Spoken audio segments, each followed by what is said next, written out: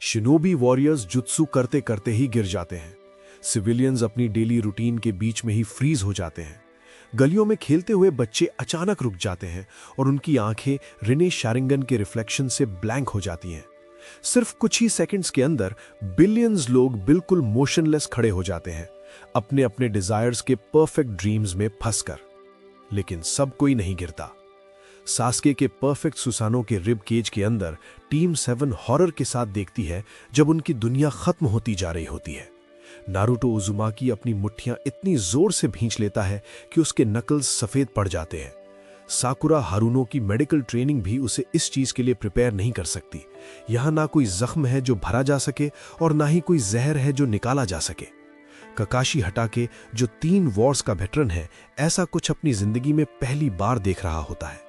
और Sasuke उचिहा, Madara के अलावा लास्ट बचा हुआ उचिहा, अपने रिनेगैन के थ्रू उस चक्रा नेटवर्क को देखता है जो अब पूरे प्लैनेट को बांध चुका है।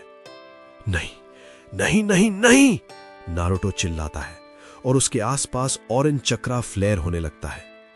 हम ये होने नहीं दे सकते, हमें कुछ करना होगा। रुको।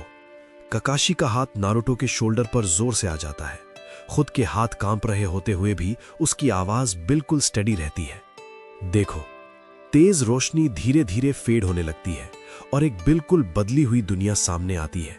गॉड ट्री की मैसिव रूट्स पूरे लैंडस्केप में सांप की तरह फैल चुकी होती हैं, माउंटेन्स के अराउंड लपेटकर, सिटीज के बीच से गुजरते हुए और हर जिंदा इंसान को ऑर्गेनिक पॉड्स में ककून करते हुए।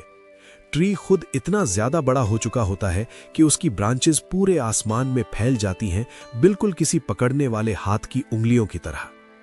मदारा आसमान से नीचे उतरता है, चक्रा करंट्स पर फ्लोट करता हुआ। उसके सफेद बाल हवा में लहराते रहते हैं।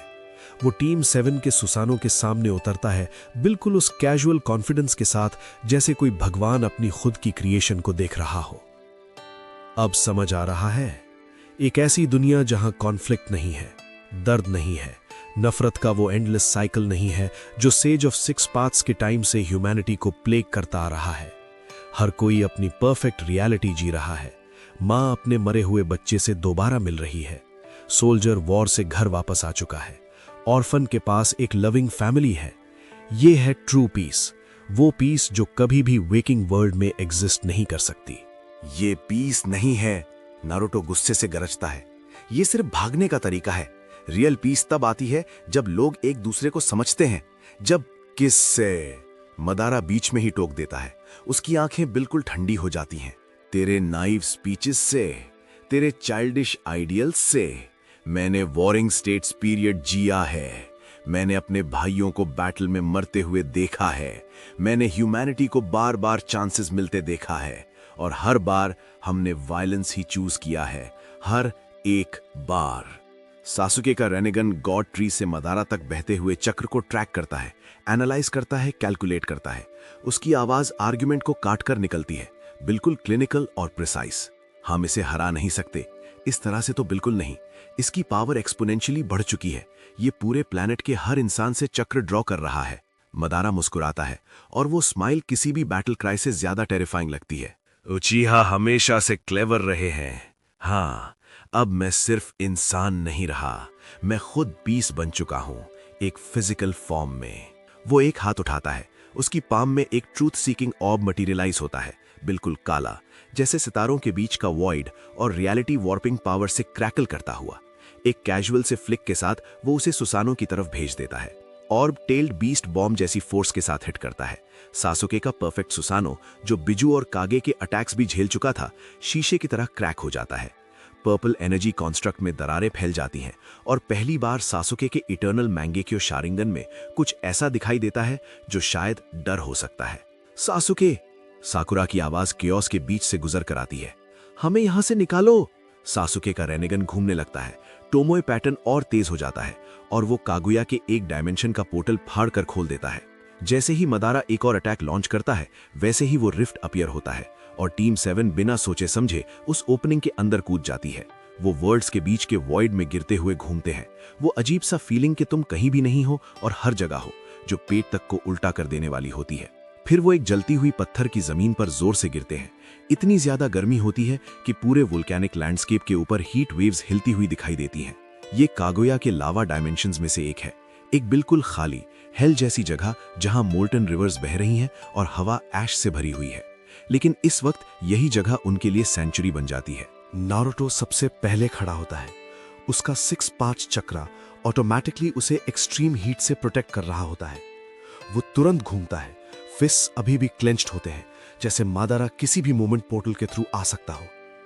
हम भाग गए, वो बोलता है, और ये शब्द उसके मुंह में बिल्कुल जहर जैसा लगता है। हम बस भाग गए, हम रिट्रीट हुए। ककाशी उसे करेक्ट करता है, साकुरा को उठाने में मदद करते हुए। दोनों में फर्क होता है। क्या सच में सासुके की खवास कड़वी होती है? जिन सबको हम जानते हैं, जिन्हें हमने कभी जाना, सब उस गेंजुत्सु में फंसे हुए हैं और हम यहां दूसरे डायमेंशन में छुपे हुए हैं। उस रियलिटी का बोझ धीरे धीरे सब पर आ गिरता है। हिनाटा अपने परफेक्ट ड्रीम में फंसी हुई, शिकामारू, सुनादे, गारा, किलर बी, सब गॉड ट्री के रूट्स में ककून बने हुए। पूरी दुनिया खो चुकी है। अचानक साकुरा जोर से सांस लेती है, अपना गला पकड़ते हुए। पानी, वो मुश्किल से बोल पाती है। हमें पानी चाहिए। ये तुरंत वाली प्रॉब्लम उन्हें डिस्पेयर से थोड़ा बाहर खींच लाती है। लावा डायमेंशन में पानी होता ही नहीं, लेकिन साकुरा 5th होकागे की स्टूडेंट बिना वजह नहीं है। उसके हाथ मेडिकल निंजुत्सु के साइंस में ब्लर हो जाते हैं और वो हवा में मौजूद वोल्केनिक स्टीम से मॉइस्चर निकालना शुरू करती है, अपने परफेक्ट चक्रा कंट्रोल का यूज करके उसे पीने लायक पानी में कंडेंस करते हुए। ये एक छोटी सी विक्ट्री होती है, लेकिन उस मोमेंट में ये काफी बड़ी लगती है। इसी बीच अर्थ पर कुछ अनएक्सपेक्टेड होता है। ब्लैक ज़ेत्सु शैडोज से बाहर आता है, मादारा की तरफ अपनी खास स्लिदरिंग मूवमेंट के साथ धीरे धीरे बढ़ता हुआ। ओरिजिनल टाइमलाइन में यही वो मोमेंट होता जब वो मादारा को बिट्रे करता, जब कागुया वापस जिंदा होती। लेकिन ये मादारा अलग है। ये मादारा एक पूरी सदी प्लानिंग में लगा रहा है, जेनरेशंस के अक्रॉस इवेंट्स मैनिपुलेट करता रहा है और हर पॉसिबल बिट्रेयल को पहले ही एंटिसिपेट कर चुका है। जैसे ही ब्लैक ज़ेत्सु उसके साथ मर्ज होने के लिए हाथ बढ़ाता है, मादारा का हाथ इम्पॉसिबल स्पीड के साथ आगे बढ़ता है और कागुया की विल के इस मैनिफेस्टेशन को उस चीज से पकड़ लेता है जो उसके लिए गला माना जा सकता है। क्या तुझे सच में लगा मुझे पता नहीं होगा? मदारा की आवाज बिल्कुल बर्फ जैसी ठंडी होती है। मैंने उचीहा स्टोन टैबलेट को उन आंखों से पढ़ा है जो झूठ के नीचे छुपी सच्चाई देख सकती हैं। मुझे पता है तू क्या है ज़ेत्सु, मुझे पता है तू क्या चाहता है, और मुझे यह भी पता है कि मेरी कहानी का एंड कैसे होना था। ब्लैक ज़ेत्सु उसकी पकड़ में तड़पने लगता है और पहली बार 1000 सालों में उसकी आवाज में असली पैनिक सुनाई देता है। मदारा प्लीज, मैं तुम्हारी विल का ही रूप हूं। तू सिर्फ कागुया की एक आखिरी डेस्परेट कोशिश है वापस जिंदा होने की, लेकिन आज कोई मून गॉडेस वापस नहीं आने वाली, सिर्फ मैं। मदारा ब्लैक ज़ेत्सु को अपने हाथ में क्रश कर देता है। वो एंशिएंट बीइंग काले लिक्विड में बदल जाता है, जो बदले हुए मून की रोशनी में इवापोरेट हो जाता है। उसके साथ ही कागुया की लेगेसी का आखिरी हिस्सा भी खत्म हो जाता है। मदारा गॉड ट्री के रूट से एक थ्रोन बना लेता है और उस पर बैठ जाता है, बिल्कुल एक राजा की तरह जो अपने शांत किंगडम को देख रहा हो। अपनी पूरी एग्जिस्टेंस में पहली बार उसके पास न कोई एनिमी बचा है जिससे लड़ना हो, न कोई बैटल जिसका प्लान बनाना हो, बस पीस। और अजीब बात यह है कि ये पीस किसी भी वॉर से ज्यादा टेरिफाइंग लगती है। लावा डायमेंशन में दिन बीत जाते हैं और शायद हफ्तों बीत जाते हैं। जब तुम रियलिटी से एग्जाइल हो जाते हो तो टाइम अलग महसूस होता है। टीम 7 मजबूरी और डेस्परेशन से भरी हुई एक रूटीन में आ जाती है। नारुतो और सासुके बिना रुके ट्रेन करते रहते हैं, अपनी 6 पाथ्स पावर्स को बिल्कुल लिमिट तक पुश करते हुए। नारुतो सीखता है ट्रूथ सीकिंग ऑर्ब्स को कैसे मैनिफेस्ट करना है। ये वो रियलिटी वॉपिंग स्फीयर्स होते हैं जो किसी भी निंजित्सु को नलिफाई कर सकते हैं। वो डिफेंसिव बैरियर्स बनाता है, ऑफेंसिव प्रोजेक्टाइल्स बनाता है और तब तक प्रैक्टिस करता रहता है जब तक फुल स्पीड फाइट करते हुए मल्टीपल ऑर्ब्स मेंटेन करना सीख ना ले। सासुके दूसरी तरफ डायमेंशनल ट्रैवल का मास्टर बन जाता है। उसका रेनेगेन कागुया के अलग अलग डायमेंशंस के बीच के कनेक्शंस मैप करता है। Ice world, gravity dimension, acid realm. वो चक्रा सिग्नेचर्स के छोटे छोटे फर्क समझना सीखता है। बैटल के बीच ही पोर्टल्स कैसे फाड़ने हैं और वर्ल्ड्स के बीच के वॉइड में कैसे नेविगेट करना है। सकुरा स्ट्रेंथ ऑफ 100 सील का एक नया वेरिएंट डेवलप करती है जो उसे सिर्फ अपना चक्रा ही नहीं बल्कि अपने एनवायरनमेंट से एम्बिएंट नेचर एनर्जी भी स्टोर करने देता है। ये काफी डेंजरस काम होता है। एक गलत कैलकुलेशन और वो स्टोन में बदल सकती है, बट वो रुकती नहीं है। उसके फोरहेड का मार्क हर दिन और ज्यादा ग्लो करने लगता है। और ककाशी ककाशी वही करता है जो वो हमेशा सबसे अच्छा करता आया है। वो ऑब्जर्व करता है, वो एनालाइज करता है, वो मदारा के साइकोलॉजिकल प्रोफाइल को उसी प्रिसीजन के साथ डाइसेक्ट करता है जैसे पहले बैटलफील्ड में एनिमी मूवमेंट्स प्रेडिक्ट करता था। वो बोर हो चुका है, ककाशी एक दिन बोलता है, बाकी सबका ध्यान अपनी तरफ खींचते हुए। सोचो इस बारे में, मदारा ने अपनी पूरी जिंदगी इस मोमेंट के लिए फाइट करते हुए गुजारी है। अब जब उसे ये मिल गया है तो उसके पास करने को कुछ बचा ही नहीं है। ना कोई दुश्मन जिसे क्रश करे, ना कोई वॉर जिसे जीते, सिर्फ एक खाली थ्रोन, एक बिल्कुल शांत दुनिया में। तो नारुतो पूछता है, इसका मतलब ये तो हुआ कि वो और ज्यादा डेंजरस हो गया है, कम नहीं? इसका मतलब ये है कि वो प्रेडिक्टेबल हो गया है, ककाशी जवाब देता है। एक बोर्ड गॉड हमेशा एंटरटेनमेंट ढूंढता है और उसकी दुनिया में जो आखिरी एंटरटेनमेंट बचा है वो हम हैं। ककाशी की प्रेडिक्शन बिल्कुल डरावनी तरह से सही निकलती है। अर्थ पर वापस मदारा अपने थ्रोन पर बैठा होता है और इंसानों के ककून्स के जंगल को देखता रहता है जो हर होराइजन तक फैला हुआ है। वो जीत चुका है, उसने वो सब अचीव कर लिया है जो वो करना चाहता था, और फिर भी ये सब उसे बहुत ज्यादा बोरिंग लगता है। धीरे धीरे, थोड़ा सा जैसे मजबूरी में, वो खड़ा होता है। उसका रिन निगन फोकस करता है, सास्के के पोर्टल से बचा हुआ रेजिडुअल चक्रा सेंस करते हुए। डायमेंशनल ट्रैवल आसान नहीं होता, इवन मदारा जैसी पावर वाले के लिए भी, लेकिन उसके पास कगुया की टेक्निक स्टडी करने का टाइम था, स्पेस टाइम मैनिपुलेशन की सीक्रेट्स मास्टर करने का टाइम था। वो दोनों हाथ उठाता है और रियलिटी बिल्कुल कागज की तरह फट जाती है। लावा डायमेंशन में ककाशी का सर अचानक ऊपर उठ जाता है। सब लोग, अभी वो आ गया है। मदारा पोर्टल के थ्रू कदम रखता है और वॉल्केनिक हीट के बावजूद टेम्परेचर जैसे गिर सा जाता है। वो उन्हें अपनी पुरानी खौफनाक आंखों से सर्वे करता है। सच कहूं तो मुझे इंप्रेस होना पड़ेगा, तुम लोग इतनी देर तक सर्वाइव कर गए। अक्सर शिनोबी कब के गिव अप कर चुके होते, लेकिन तुम लोग नॉर्मल शिनोबी नहीं हो, है ना? तुम एक पीसफुल दुनिया में रेजिस्टेंस की आखिरी चिंगारी हो। कितना रिफ्रेशिंग। वो उन्हें जवाब देने का मौका तक नहीं देता। 4 लिम्बो क्लोन्स मटेरियलाइज हो जाते हैं, invisible shadow versions of himself, जो एक अलग डिमेंशन में एग्जिस्ट करते हैं और सिर्फ रिनेनगान वालों को ही दिखते हैं। सास्के की आंखें फैल जाती हैं। 11 o'clock, 3 o'clock, 6 और 9, वो चिल्लाता है, पोजीशंस बताते हुए। लेकिन वार्निंग के बावजूद भी इनविजिबल एनिमीज से लड़ना लगभग नामुमकिन होता है। साकुरा के पास अपना सील एक्टिवेट करने का भी मुश्किल से टाइम होता है। तभी एक लिम्बो क्लोन का पंच उसके रिब्स पर लगता है। इंपैक्ट इतना जोर का होता है कि वो एक रॉक फॉर्मेशन के थ्रू उड़ जाती है और आसपास के पत्थर ब्लास्ट हो जाते हैं। नारुतो तुरंत रिएक्ट करता है। उसके ट्रूथ सीकिंग ऑब्स उसके अराउंड घूमने लगते हैं जैसे डेडली सैटेलाइट्स। वो लिम्बो क्लोन्स को देख नहीं सकता, लेकिन ऑब्स उनसे इंटरैक्ट कर सकते हैं, क्योंकि वो भी डिमेंशंस के बीच वाली स्टेट में एग्जिस्ट करते हैं, बिल्कुल मदारा के शैडोज की तरह। अगर मैं उन्हें देख नहीं सकता तो मुझे सब कुछ ही हिट करना पड़ेगा। नारुतो गरजता है और अपने ऑब्स को एक डिफेंसिव पेरिमीटर में घुमाता हुआ बाहर की तरफ भेज देता है। बैटल एक डेडली डांस बन जाती है। सास्के पोजीशंस कॉल करता रहता है। नारुतो ऐसे अटैक्स ब्लॉक करता है जो उसे दिखते भी नहीं। साकुरा अपनी स्टोर्ड नेचर एनर्जी का यूज करके लगभग उतनी ही तेजी से वुंड्स हील करती है जितनी तेजी से वो लगते हैं, और ककाशी सबको कोऑर्डिनेट करता रहता है। उसका टैक्टिकल दिमाग फुल स्पीड पर काम कर रहा होता है मदारा के अटैक्स में पैटर्न्स ढूंढने के लिए। लेकिन यह काफी नहीं होता, कभी भी काफी नहीं होने वाला। मदारा पूरी तरह से सीरियस भी नहीं होता।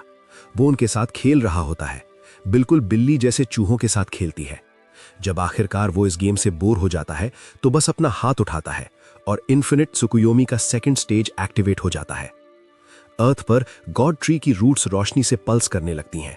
जिनजुत्सु में फंसे हर इंसान से चक्रा लीक होने लगता है। उनकी लाइफ फोर्स धीरे धीरे ड्रेन होती हुई मदारा को और ज्यादा पावरफुल बनाती है। उसका बॉडी एनर्जी से फटने लगता है, इतना डेंस चक्रा कि वो पर्पल ऑरा की तरह दिखने लगता है। क्या तुम्हें सच में लगा तुम्हारा कोई चांस था? उसकी आवाज बिलियंस ड्रीमर्स की बोरोड पावर के साथ गूंजती है। अर्थ पर हर इंसान मुझे अपना चक्रा दे रहा है। अब मैं सिर्फ एक इंसान नहीं रहा, मैं पूरी ह्यूमैनिटी की कलेक्टिव विल हूं जो एक सिंगल परफेक्ट कॉन्शियसनेस के थ्रू फोकस हो रही है। मैं भगवान हूं। ककाशी का दिमाग तेज चलने लगता है। पावर के थ्रू जीतना अब पॉसिबल नहीं है, ये अब नामुमकिन हो चुका है। उन्हें एक प्लान चाहिए, एक स्ट्रैटेजी, कुछ भी। सासुके, वो चिल्लाता है, क्या तुम एक और पोर्टल खोल सकते हो? हमें वापस अर्थ पर ले चलो। क्या तुम पागल हो? वही तो वो चाहता है। बिल्कुल, उसे हंट चाहिए, तो हम उसे हंट देते हैं, लेकिन अपनी टर्म्स पर। ससुके की आंखों में समझ चमक जाती है। जब मदारा अपने लिम्बो क्लोन्स में बिजी होता है, तब ससुके का रिनेगन घूमता है और रियल वर्ल्ड का पोर्टल फाड़ कर खोल देता है। नारुतो, शैडो क्लोन्स, जितने बना सकते हो उतने। नारुतो कोई सवाल नहीं करता। उसके हाथ साइंस बनाते हुए ब्लर हो जाते हैं और अचानक पूरा डायमेंशन हजारों, 10,000 ऑरेंज कपड़ों वाले शिनोबी से भर जाता है। वो मदारा और उसके लिम्बो क्लोन्स की तरफ एक सुनामी की तरह चक्र और डिटर्मिनेशन के साथ टूट पड़ते हैं। इसी केओस के बीच सकुरा इंजर्ड ककाशी को पकड़ लेती है। टीम 7 पोर्टल के अंदर कूद जाती है, बिल्कुल उसी वक्त जब मदारा सिस्टमैटिकली क्लोन आर्मी को डिस्ट्रॉय करना शुरू करता है। वो बदली हुई अर्थ पर गिरते हैं, गॉड ट्री के रूट्स के बीच जोर से लैंड करते हुए। जो नजारा उनके सामने होता है वो किसी भी नाइटमेयर से ज्यादा खौफनाक होता है। ककून्स, हजारों नहीं बल्कि लाखों, हर ब्रांच और हर रूट से लटके हुए, बिल्कुल किसी भद्दे फलों की तरह। हर एक के अंदर ट्रांसलूसेंट मेम्ब्रेन के थ्रू हल्का सा दिख रहा होता है एक इंसान, उनके दोस्त, उनकी फैमिलीज, जिन सब को वो कभी जानते थे, सब इटर्नल ड्रीम्स में फंसे हुए। नारुतो के पैर लगभग जवाब दे देते हैं। उसके एनहांस्ड सेंसेस उनके चक्र सिग्नेचर्स डिटेक्ट कर लेते हैं। हिनाटा सिर्फ 50 फीट दूर एक ककून में होती है। शिकामारू, इनो, चोजी, सब के सब इतने पास और फिर भी बिल्कुल अनरीचेबल। ये नजारा नारुतो के अंदर एक अलग ही टाइप का गुस्सा भर देता है। राइचस, फोकस्ड फ्यूरी जो उसने कभी पहले महसूस नहीं किया था। ये उसकी यूथ का वाइल्ड 9 टेल्स रेज नहीं होता। ये ठंडा है, प्रिसाइज है, एब्सोल्यूट है। हम इसे खत्म कर रहे हैं। वो धीरे से बोलता है, यहीं, अभी। उनके पीछे पोर्टल रिपल करता है। मदारा उसमें से बाहर निकलता है। उसके होठों पर हल्की सी मुस्कान होती है। जिद कितनी एडमिरेबल और कितनी बेकार। नारुतो का पूरा बॉडी गोल्डन चक्रा से फूट पड़ता है। वो फुल टेल्ड बीस्ट मोड में एंटर करता है, लेकिन इस बार सीन अलग होता है। एक कुरामा अवतार के बजाय 3 अलग अलग हेड्स फॉर्म होते हैं। ये 9 टेल्स की पावर पर उसकी कंप्लीट मास्टरी का प्रूफ होता है। 3 सिरों वाला ये बीस्ट पूरे लैंडस्केप के ऊपर टावर करता है और हर हेड इंडिपेंडेंटली एक्शन लेने के केपेबल होता है।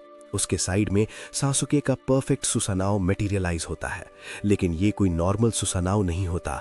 इसे 6 पाथ्स चक्रा के साथ स्टेबलाइज किया गया होता है और इसके आर्मर के अक्रॉस ब्लैक लाइटनिंग क्रैकल करती रहती है, बिल्कुल जैसे स्टॉर्म्स को कैद कर लिया गया हो।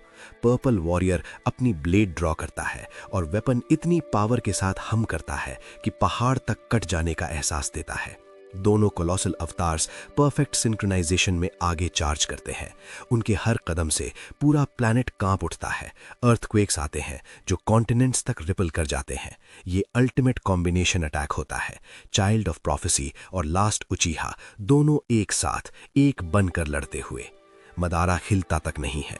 जैसे ही दोनों मैसिव अटैक्स नीचे आते हैं, एक ऐसा फोर्स जो पूरा कंट्री डिस्ट्रॉय कर सकता है एक ही पॉइंट पर फोकस हो जाता है। मदारा बस एक हाथ उठा देता है और दोनों को पकड़ लेता है। उनके कंबाइंड असॉल्ट का वेट मदारा की उंगलियों को जरा भी कांपने नहीं देता। 3 सिरों वाला कुराला अवतार और परफेक्ट सुसनाओ उसकी पाम के अगेंस्ट जोर लगाते रहते हैं, लेकिन ये बिल्कुल ऐसा होता है जैसे कोई पहाड़ को धक्का देने की कोशिश कर रहा हो। बस इतना ही। मदारा की आवाज लगभग डिसअपॉइंटेड लगती है। इतनी ट्रेनिंग के बाद, इतनी डिटर्मिनेशन के बाद, अपने प्रेशियस दोस्तों को प्रोटेक्ट करने की इतनी बातों के बाद, क्या सच में बस इतना ही कर पाए हो?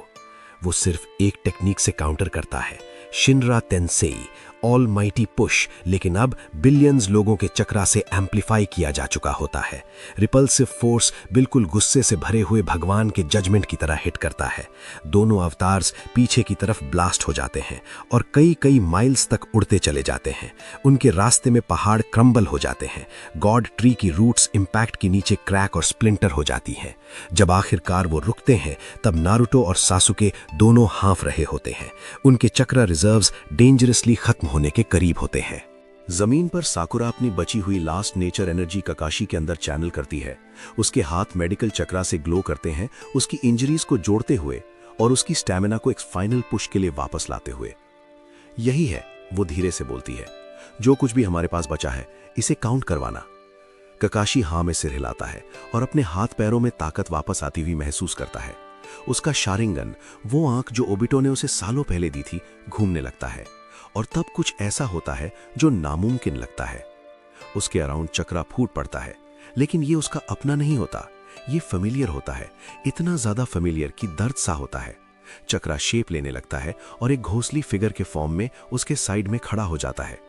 ओबिटो उचिहा ककाशी के बॉडी में अभी भी मौजूद रेजिडुअल 6 पाथ्स चक्रा से मटीरियलाइज होता है। वो ट्रांसलूसेंट होता है, क्लियरली सिर्फ एक टेम्पररी मैनिफेस्टेशन, लेकिन उसकी ग्रिन बिल्कुल पहले जैसी ही कॉकी होती है। मिस किया मुझे बकाशी? ककाशी की जो आंख दिख रही होती है वो शॉक में फैल जाती है। ओबिटो कैसे? एक्सप्लेनेशन का टाइम नहीं है, मैं इस फॉर्म को सिर्फ कुछ मिनट्स के लिए ही होल्ड कर पाऊंगा, लेकिन वो काफी होगा।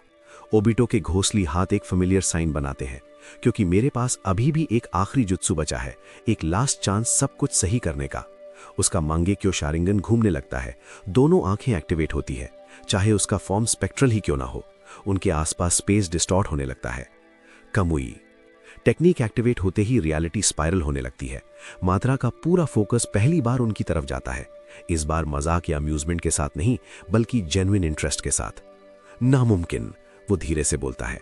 ये तो स्क्रीन धीरे धीरे व्हाइट में फेड हो जाती है और आउटकम बिल्कुल अननोन रह जाता है।